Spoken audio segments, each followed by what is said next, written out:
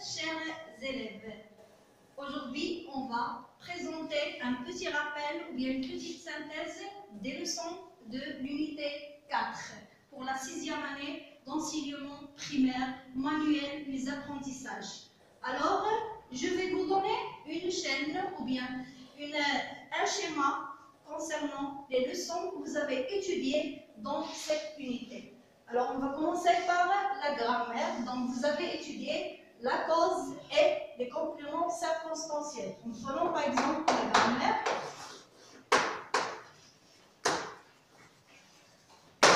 vous aurez une synthèse concernant la cause, une autre pour les compléments circonstanciels. Alors, les compléments circonstanciels, les 3 compléments circonstanciels que vous avez vus, de temps, de lieu, de manière. Alors, par la suite, on va traiter la leçon de conjugaison. Alors, il s'agit de... Alors, ici, on va travailler le conditionnel présent.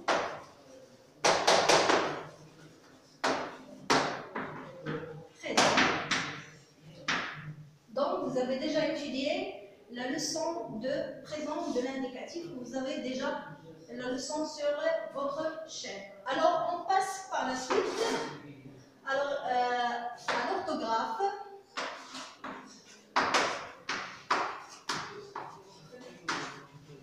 Donc, on aura lieu avec la leçon des adjectifs numérales, les adjectifs numéro 4. Alors, l'adjectif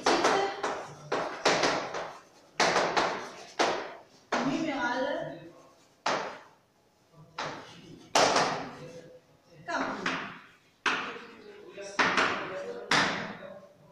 alors, voilà, vous avez ici 4 leçons. Alors, regardez avec moi ces exemples.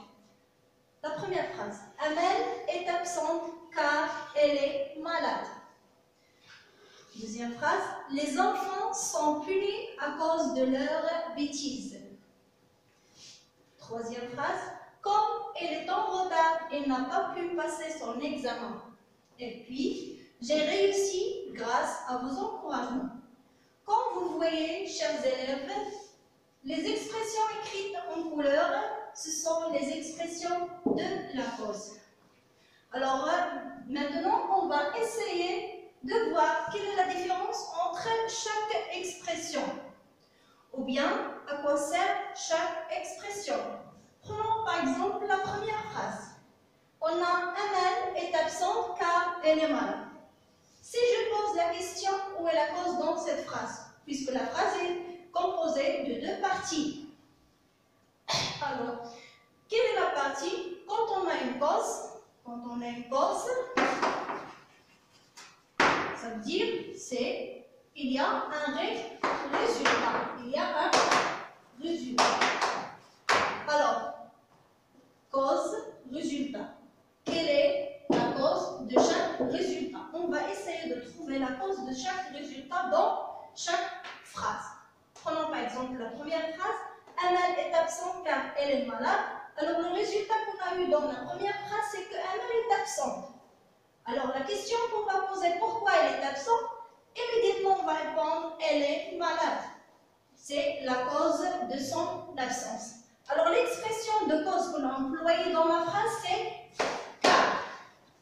C'est car. On a uni les 2 phrases, ou bien les 2 propositions, par l'expression de cause car.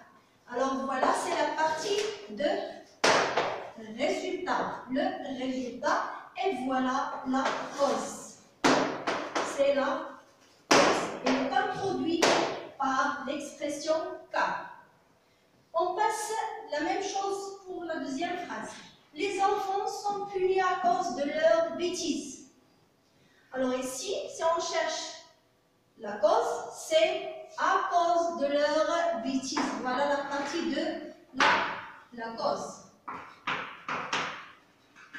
Alors pour la première partie, il s'agit de résultats. À cause de leurs bêtises, ils sont punis. Voilà, nous avons ici un résultat. Alors, l'expression qu'on a employée, c'est à cause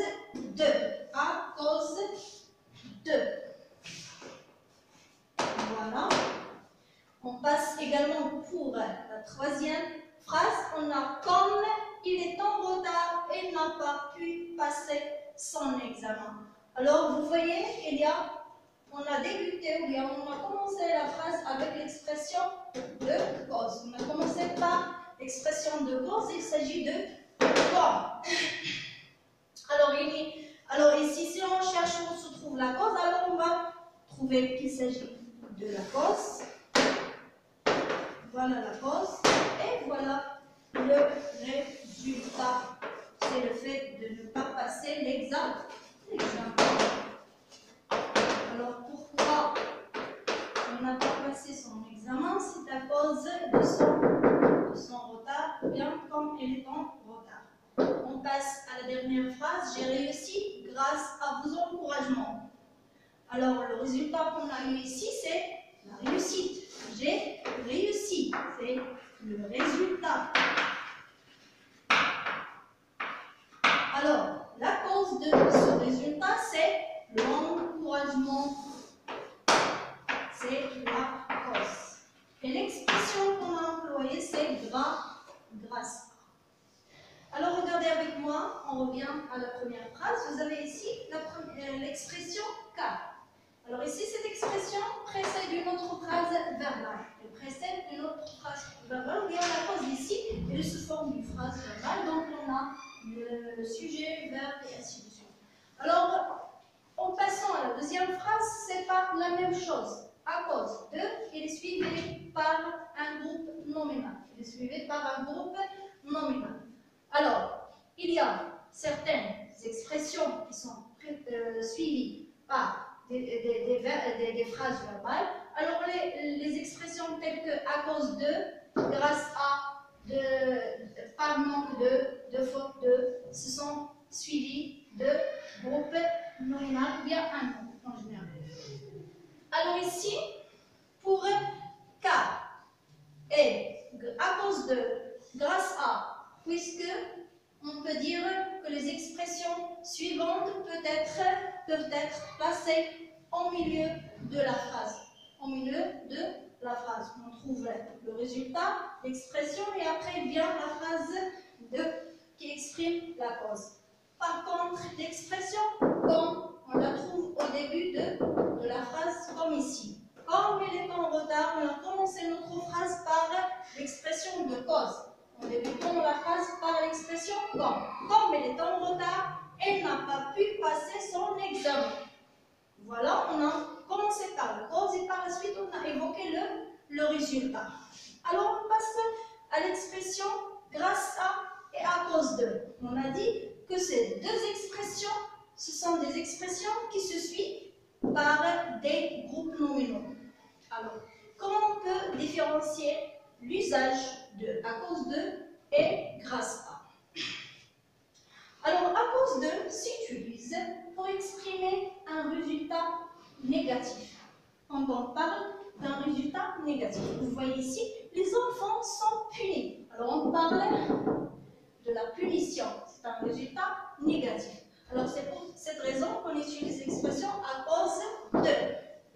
Alors, pour grâce à. Grâce à ici, tout à fait différent à cause de. Elle exprime un résultat ou bien une cause positive. J'ai réussi. Alors ici, on a parlé de la punition. Par contre, ici, on parle de la réussite. Alors, en conclusion, la cause désigne le motif ou bien la raison qui mène à un résultat. On peut la détecter par la question pourquoi. Alors, pour savoir la cause, on pose la question pourquoi.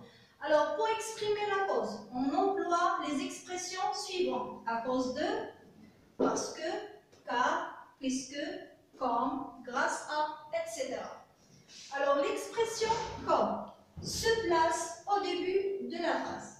L'expression avec comme, on utilise là au début de la phrase. Pour les expressions à cause de, grâce à, se suivent par un groupe nominal ou bien une phrase nominale. Donc, à cause de, s'utilise pour une cause négative alors que grâce à indique une cause positive.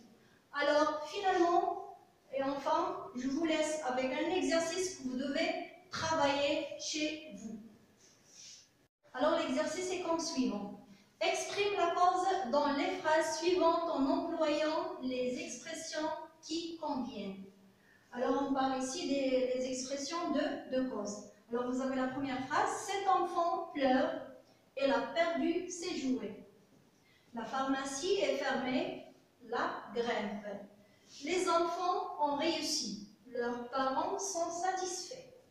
Et la dernière phrase, elle a pu arriver au sommet de la montagne des entraînements réguliers. Alors, bon courage et à bientôt.